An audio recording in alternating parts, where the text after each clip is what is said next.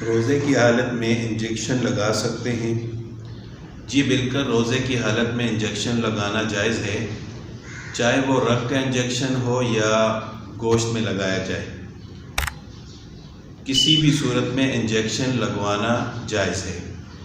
لیکن اس میں ایک صورت یہ ہے کہ پیٹ کا انجیکشن نہ ہو اور نہ ہی دماغ کا انجیکشن ہو، یعنی پیٹ میں اگر انجیکشن لگے گا تو دوائی جو ہے براہ راست معدے میں چلی جائے گی، تو اس طرح جو ہے روزہ ٹوٹ جائے گا۔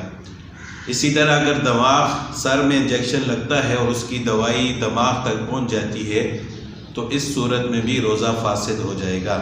باقی اگر آپ جسم کے کسی حصے میں انجیکشن لگواتے ہیں تو چاہے وہ رگ کا انجیکشن ہو یا گوشت میں لگایا جائے، اس سے روزہ فاسد نہیں ہوتا۔ اسی طرح ڈرپ بھی لگوا سکتے ہیں، ڈرپ لگوانے سے بھی روزہ فاسد نہیں ہوتا۔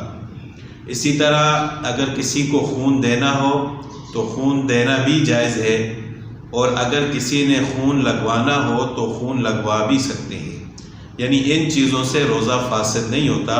البتہ یہ ہے کہ پیٹ کا انجیکشن اور سر کا انجیکشن نہ ہو جس کی وجہ سے دوائی معدے تک یا دماغ تک پہنچ جاتی ہے۔